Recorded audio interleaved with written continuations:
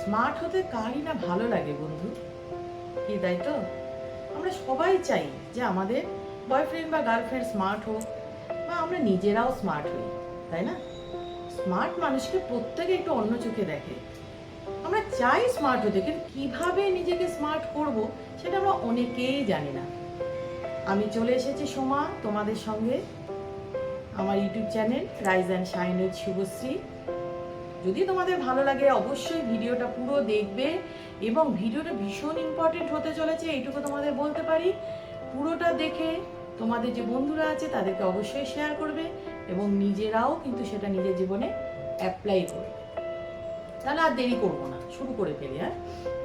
তাহলে বন্ধুরা বলি, শোনো, নিজেকে স্মার্ট বা বুদ্ধিমান করতে হলে কতগুলো জিনিস বা কতগুলো নিয়ম আমি তোমাদের বলবো। সেই নিয়মগুলো কিন্তু তোমাদের নিজের জীবনে অ্যাপ্লাই করতে হবে, বুঝতে পারলে? শুরু করি। প্রথম যে নিয়মটা আমি বলছি বন্ধু, আমাদের প্রত্যেকের জীবনে কিছু ফিউচার প্ল্যানিং থাকে, কি তাই তো? প্রত্যেকের জীবনে থাকে, আমার আছে, তোমার আছে, XYZ প্রত্যেকের আছে। এই ফিউচার প্ল্যানিংটা আমরা অনেক সময় কি করি, খুব কাছের বন্ধুদেরকে শেয়ার করে ফেলি। জানিস আমি অমুক জিনিস করে ফেলবো, করে দেখাবো। এই যে ফিউচার প্ল্যানিং বা ভবিষ্যৎ পরিকল্পনা, এটা অবশ্যই নিজের মধ্যে লুকিয়ে রাখতে হবে বন্ধু। নিজের মধ্যে পুরোপুরি লুকিয়ে রাখো। যতক্ষণ না কাজটা তোমার পুরোপুরি না হচ্ছে, তোমাকে কিন্তু তোমার ফিউচার প্ল্যানিংটা তোমার মধ্যেই রাখতে হবে। এবার তোমাদের মনে প্রশ্ন আসছে যে কেন? অ্যাকচুয়ালি কি জানো তো, মানুষ হচ্ছে অনেকটা খোলা বইয়ের মতো। আমরা প্রত্যেকে চাই আমাদের কাছের মানুষকে আমাদের ফিউচার প্ল্যানিংটা বলে দিতে, এবং বলে ফেলার ফলে কি হয়, হয়তো নিজে কিছুটা হালকা হই, বা মনে করি যে আমি এটা করতে চলেছি, সবাই সেটা জানুক, কত বড় রাখি ব্যাপার হচ্ছে। কিন্তু আসলে না, এই ফিউচার প্ল্যানিংটা একেবারেই বলা চলবে না। এটা আমার কিন্তু প্রথম নিয়ম। কারণ যখন তোমার ফিউচার প্ল্যানিংটা সাকসেস হবে না, তখন কিন্তু তুমি সবার কাছে হাসির খোরাক হয়ে যাবে। বোঝাতে পারলাম? হাসির খোরাক হতে নিশ্চয়ই চাও না। সেই জন্য ফিউচার প্ল্যানিং যতক্ষণ পর্যন্ত সাকসেস না হচ্ছে, কাউকে দেখিও না, বলার দরকার নেই, কিছুটা নিজের মধ্যে রাখো না। পরের নিয়মে চলে আসি। আমাদের ক্ষেত্রে কি হয় জানো, কারোর কাছে যদি তুমি নিজেকে বুদ্ধিমান প্রতিপন্ন করতে চাও বা স্মার্ট হতে চাও, তাহলে তার সঙ্গে কিন্তু খুব পরিমাণ মতো ঠিক প্রয়োজন বুঝে কথা বলবে। আমরা অনেক সময় কি করি, একটা বন্ধু সার্কেল, সেখানে গিয়ে আমরা প্রচুর কথা বলি, নিজের সম্পর্কে বেশি বলি। কি করি, নিজের কি কি আছে, নিজের কতটা কি আছে, সমস্তটাই আমরা বলার চেষ্টা করি। এতে কি হয় জানো, তোমার বন্ধু সার্কেলে তোমার কিন্তু ভ্যালুসটা আস্তে আস্তে কমতে শুরু করে। সেই জন্য এই জাস্ট এটা put your finger on your lips, কথাটা একটু কম বলো। স্পিক লেস, লিসেন মোর, তাই না? তো সেই ক্ষেত্রে তোমাকে কিন্তু একটু কম কথা বলতে হবে বন্ধু সার্কেলে। বন্ধু এত কম কথা বলবে যে যাতে ওরা তোমার লাইফ সম্পর্কে একটু কনফিউশনে থাকে, ওরা যেন কনফিউজড হয়ে যায়। এবং যখন ওরা তোমাকে, যতই তুমি চুপচাপ থাকবে না, তোমার সম্পর্কে জানার আগ্রহ ওদের ততটাই বেড়ে যাবে। এবং জানার আগ্রহ যত বাড়বে, ওরা বিভিন্নভাবে তোমাকে প্রশ্ন করা শুরু করবে। এই বিভিন্নভাবে যখন প্রশ্ন করা শুরু করবে, তখন তুমি তাদের দুর্বলতাটা জেনে যাবে। তাদের দুর্বলতা জানাটাও কিন্তু তোমাকে বুদ্ধিমান হওয়ার পিছনে অনেকটাই সাহায্য করবে। নিজের দুর্বলতাটা তাদের কাছে বলো না, তাদের দুর্বলতাটা কিন্তু তোমাকে জানতে হবে। আশা করি বোঝাতে পারলাম। এর পরের যে নিয়মটা, সেটা হলো যে প্রত্যেকটা জায়গায় তোমার নিজেকে প্রেজেন্ট করতে হবে। প্রেজেন্ট মানে কি, তোমার ইমেজ ঠিক রাখতে হবে। আমরা বলি না, what is the image? Image বলতে কি? ইমেজ বলতে তোমার পুরো অ্যাপিয়ারেন্স। অ্যাপিয়ারেন্স বলতে প্রথমত তোমার লুকিংস। একটা কথাই আছে, পেহেলে দর্শনধারী বাদমে গুণ বিচার, কি তাই তো? সেই জন্য তোমাকে কিন্তু সোবার ড্রেস পরতে হবে, এমনভাবে নিজেকে প্রেজেন্ট করতে হবে যাতে সকলের কাছে তোমার সম্পর্কে একটা ভালো ইমেজ তৈরি হয়। ভালো পোশাকে যখন তুমি একটা ভালো জায়গায় যাবে না, তোমাকে কিন্তু লোকে একটু হলেও সম্ভ্রম করবে। স্মার্ট হওয়ার জন্য কিন্তু এটা ভীষণ দরকার। তাই না? আর যেটা করবে সেখানেও ঠিক যতটা তোমার প্রয়োজন, একটা কাজ হাসিল করার জন্য যতটা প্রয়োজন ঠিক ততটাই কথা বলো, তার বেশি একটা কথাও কিন্তু বন্ধুরা বলবে না। আমি একটা খুব সুন্দর একটা উদাহরণ দিয়ে বলি। একটা রাজ্যে একবার একজন আসামি ফাঁসির সাজা হয়েছিল।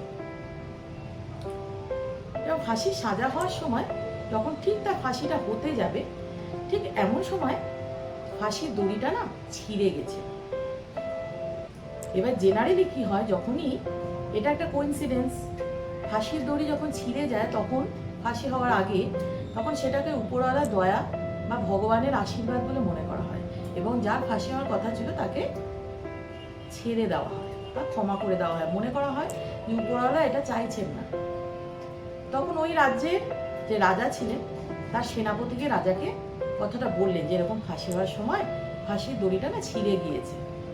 রাজা শুনে বললেন একটু চিন্তা ভাবনা করে যে ফাঁসির দড়ি ছিঁড়ে গিয়েছে, আচ্ছা আসামি তখন কি কিছু বলছিল? তখন সেনাপতি বলল হ্যাঁ বলছিল। কি বলেছে? তখন বলল যে রাজা একটা ঢঙের দড়ি তৈরি করতে পারে না সে আবার রাজ্য চালাবে। শুনে তো রাজা ভীষণ রেগে গেলেন, গিয়ে তলোয়ার দিয়ে সেই ফাঁসির আসামিকে মেরেই ফেললেন। তাহলে বুঝতে পেরেছো, ফাঁসির আসামি তার নিজের জীবনটাকে শুধুমাত্র প্রয়োজনের অতিরিক্ত কথা বলার জন্যই কিন্তু নষ্ট করে দিল। তাই প্রয়োজনের অতিরিক্ত কথা বলার কোনো প্রয়োজন নেই, একেবারেই এটা বলা চলবে না। আশা করে বোঝাতে পারছি। এর পরের পয়েন্টটাতে আসছি। নিজেকে সবসময় রাজার মতো রাখবে। হ্যাঁ, আমি বলছি না অহংকারী হয়ে যাও, রাজা মানে কিন্তু অহংকারী নয়। রাজা মানে রাজার মতো মনটাকে রাখতে হবে, নিজেকে সেরা মনে করতে হবে, সমস্ত কাজে নিজেকে পারদর্শী করতে হবে, যাতে কোনো কাজের জন্য কারোর উপর নির্ভরশীল না হতে হয়। কেউ যাতে তোমাকে না বলতে পারে যে তুই আমার উপর নির্ভরশীল। রাজার মতো মহান হও। কেউ যদি তোমার কাছে কিছু চায়, সেটা যদি তোমার ক্ষমতায় থাকে, তুমি অবশ্যই সেটা দান করো। রাজারা কিন্তু দানই হন। মনটাকে বড় করতে হবে, লোকের কাছে প্রিয় পাত্র হওয়া, বুদ্ধিমান হওয়া, স্মার্ট হওয়া, এটার জন্য কিন্তু নিজের মনটাকে অনেক বেশি উদার করতে হবে, রাজার মতো উদার করতে হবে। লোকে যেন বোঝে যে তুমি রাজা নও, কিন্তু রাজা হওয়ার যোগ্য।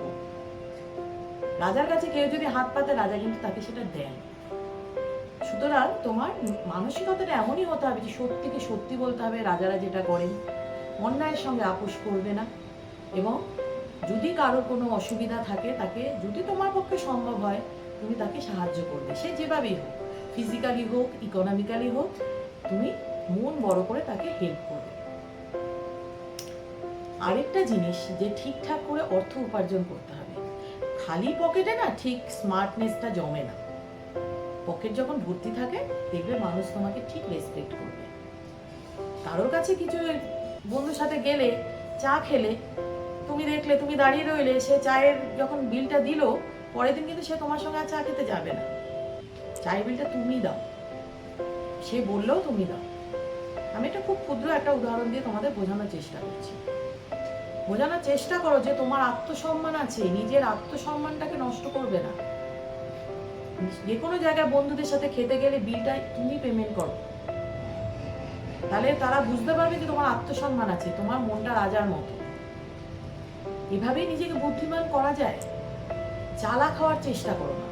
একটা জিনিস জানবে, চালাক মানুষরা কিন্তু শয়তান হয়, আর বুদ্ধিমান মানুষরা কিন্তু সহজ সরল এবং ভালো হয়।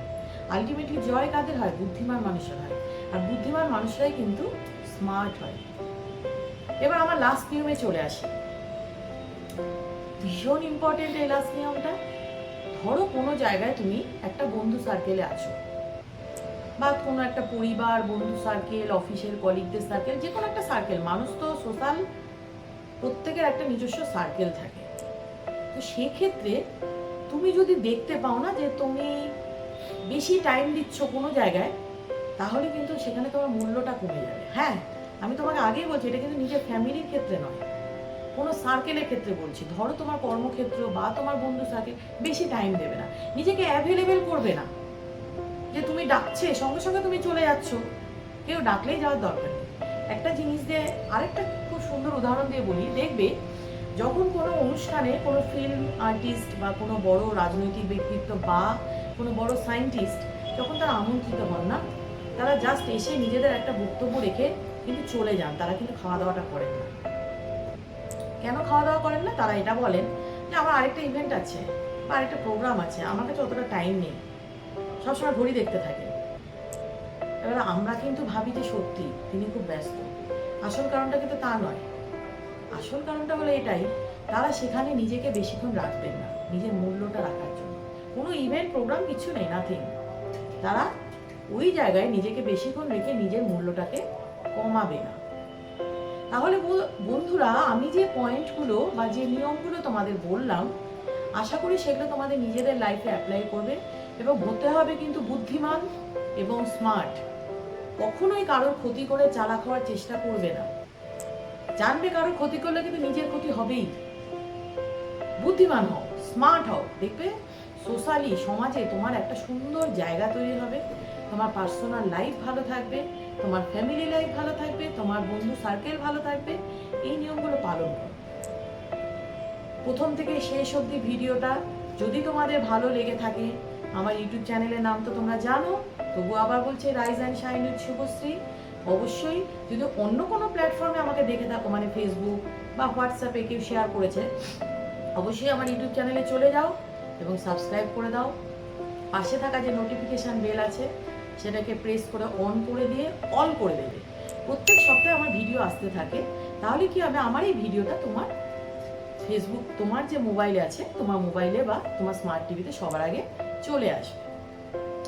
তাহলে আজকের মতো এখানেই বন্ধু, খুব ভালো থেকো, টাটা।